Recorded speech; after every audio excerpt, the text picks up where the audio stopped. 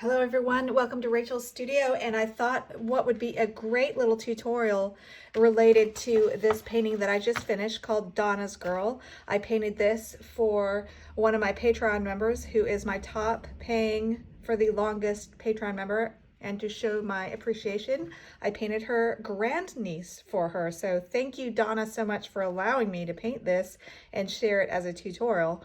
And in today's video, we're going to do color mixing. I'm going to show you how I mixed all the colors, how I mixed this gray, how I mixed this pink, how I mixed her hair color, her lip color, her eye color, some of these colors in the flowers. So you're going to learn a lot of really great mixes that you can use across a lot of different paintings of a lot of different things. And there's going to be tons of extra tidbits and lingo and vocabulary and watercolor goodness in this tutorial. So stay tuned and let's get started. I'm going to use my Hippie Crafter paper, which I painted this painting on Hippie Crafter paper.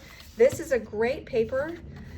For every one sheet of Hannah Mule the Collection, you can buy 6 of these sheets. So for practice and for studies, which I thought this was just going to be a study, but it came out so great, I'm calling this the painting.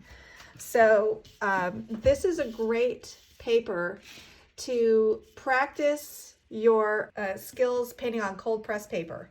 This mimics cold press paper enough and does enough of the good tricks, watercolor tricks, that you can use this to paint a lot of high quality paintings. For example, I painted this painting on Hippie Crafter. And by the way, both of these pictures and many of the other paintings I've done in the last 5 years are tutorials on my Patreon.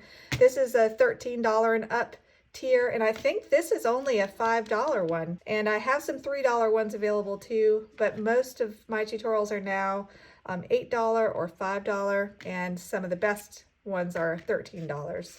So come support me if you are able over on Patreon. I appreciate that. And this is a palette that I bought on Etsy. It's Mrs. Dessert Studio. Everybody always asks about this palette. All right, so let's start by mixing some flower colors. For these flowers, I used mostly pure M-gram Naphthol red. And one of the things that I've demonstrated on this channel a lot is how it has this amazing diffusion. So let me show you this, why this paint is so amazing.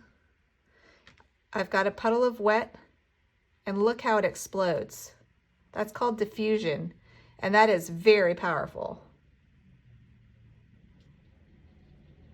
So most colors don't diffuse that much, and what that means is when you put this paint on wet paper, it will spread out and kind of blend itself. And so it's really fun to paint flowers and things like that. So you can find links to all my favorite supplies, by the way, in the description. So be sure to check out that. And I always appreciate it when you use my affiliate links, which is what those are. Okay, so the flowers are often very diluted red, okay? And then if I want them to change colors a little bit, I'll add a purple for that. So that's pretty much all I used in the flowers. And then for the greenery, I love Daniel Smith Permanent Green Light, but for most applications, that is going to be too bright. So what do you use to gray down a color? Anything across the color wheel, like a purple or a red. So if you mix, let's clean my palette off. Should have done this before. This is a real working artist palette in that it's not perfectly clean, because a lot of times you want to use the mud on your palette to calm down a color. You usually don't want to use pure colors. You usually want to gray a color down or mix it with something to make it a little more complex. So most of the time my palette is not perfectly clean. All right, so this is Daniel Smith Permanent Green Light, and I use it as a base for mixing many, many greens. But for these greens, I just wanted them pretty green, but a delicate green. So you add red, and then you get a more delicate, more subtle, realistic green.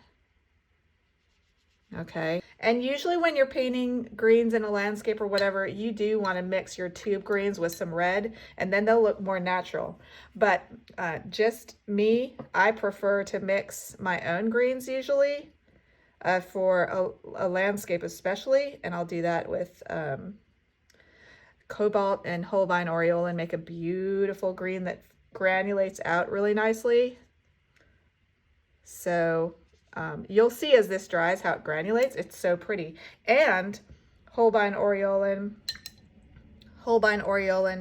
plus French Ultramarine also, by the way, makes a gorgeous green, and you don't really need to add any red to it.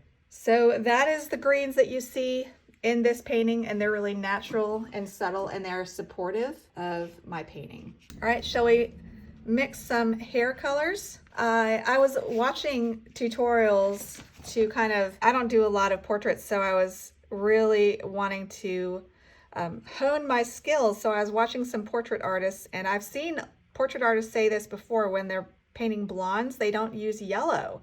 So I thought that was so interesting. And so I made a point to not use a lot of yellow anyway in her hair. So this is mostly burnt sienna, and in the chocolate shadow areas, I used burnt sienna plus maybe a little French ultramarine, just a little.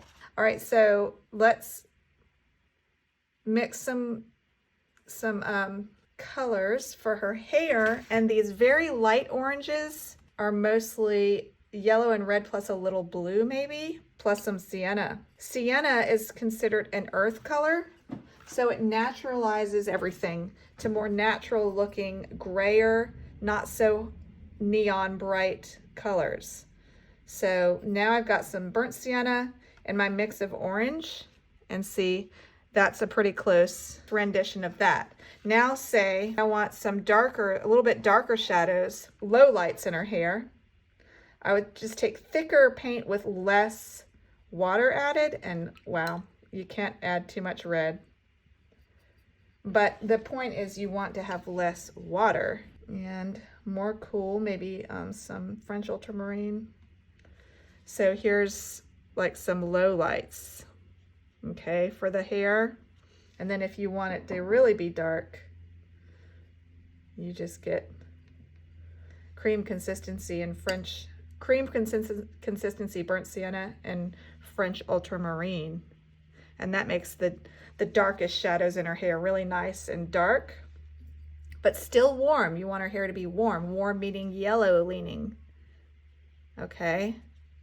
So that's how I mixed all her hair. All right, for her eyes, she's got gray blue eyes.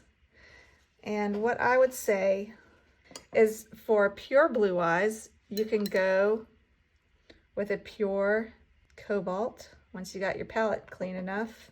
All right, that's starting to look clean. So that's pretty much pure cobalt, but she had a bit of gray in her eyes. So at the time I had junk on my palette, honestly, that's just what I use. But here I'll just add some burnt sienna. Burnt sienna will gray down a lot of stuff. And now look, it's a perfect gray blue for her eyes. And then say you want it darker, like you want the dark ring around her irises. Actually, for that, you know what I did? I took more cream consistency French ultramarine and maybe a little burnt sienna for a dark. And here's the ring around her eyes, quite roughly. That's a great dark blue color, French ultramarine and burnt sienna. And then for her lips, that's quite straightforward. It's mostly just red, but mostly, you know, lips aren't pure red. They have a little bit of Windsor violet in them, maybe. All right, so there's a nice natural lip color. Let's make her smiling here. And here's the little gap between her teeth. And then if you want to lighten it for usually the top lip is lighter. So here's the top lip in lighter color. And to lighten watercolor, you just add water. And to darken this, if you want it darker, say you need the corners of her mouth. Oops, I got too much there. You can take red, and purple. Really thick cream consistency. Be sure to watch my cream consistency tutorial if you haven't yet. It's all things cream consistency and what you can do with cream consistency paint. Add some more burnt sienna to your purple there. Maybe some more blue. And then you've got a nice dark corner of the mouth color. So that's a very thick cream consistency, dark, but still reddish purple leaning that matches the mouth color. Now for her skin. Let's do some skin. That's fun. And I have learned something in my studies that I've been doing for this portrait and for, you know, I've been wanting to improve my portrait skills. So I've been studying books, I've been studying videos, and what I'm coming to conclude, and not all artists do this, but I just find it works for me. At least it worked for me in this painting. How to paint shadows has eluded me in skin colors, and this is how I did it and kept it really simple for her. Now, you don't have to have aureolin and M-gram naphthol red. You can have cadmium and Indian yellow. You can use ochre and alizarin for skin color. You don't have to use these my exact colors, but an orange plus a red makes basic skin color. All right, and in some parts of her face that are more yellow and light, you add more water and add more yellow, a lot more water, and now you've got this area. Okay, and then say you want to do the shadow down here on the neck, which is a little grayer because it's in a shadow. You just take your skin color and add a little bit of purple, just a little,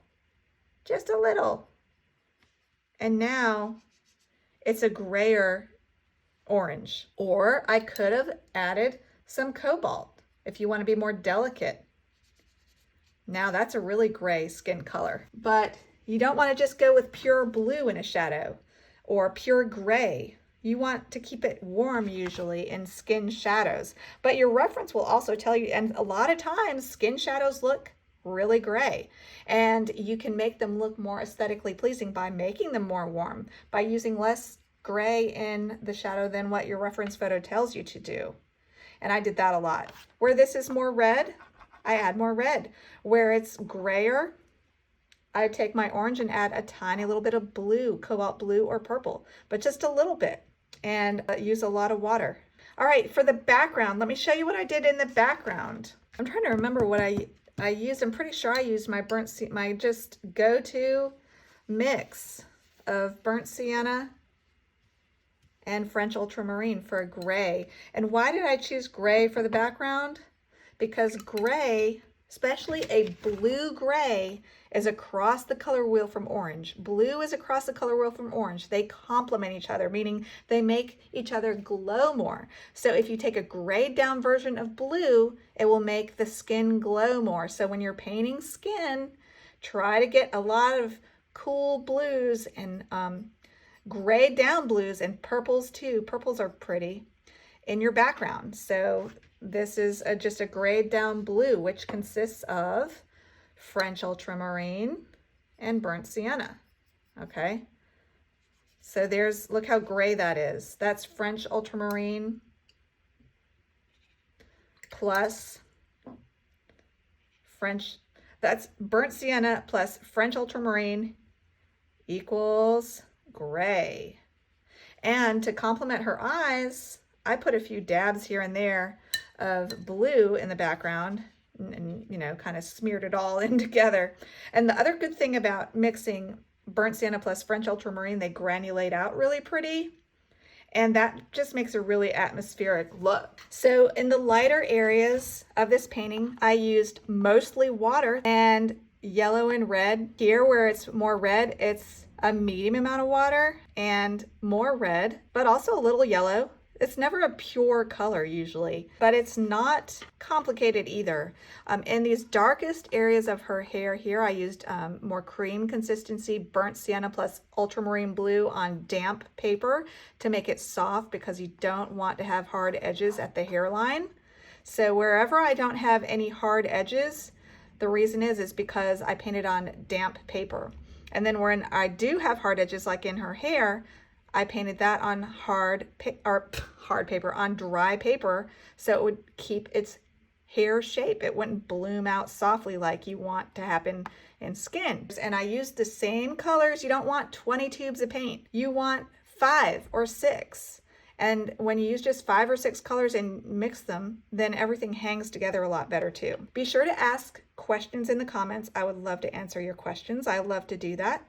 Come take lessons from me on Patreon. Join for a year and get 2 months free. Check out my website. I've got prints and originals and individual tutorials, all kinds of goodies. And I've got free links to free tutorials in the description. So check that out too. And I would love to have you come say hi in the comments. So do that, and I'll see you there. Now go watercolor your world. Bye, everybody.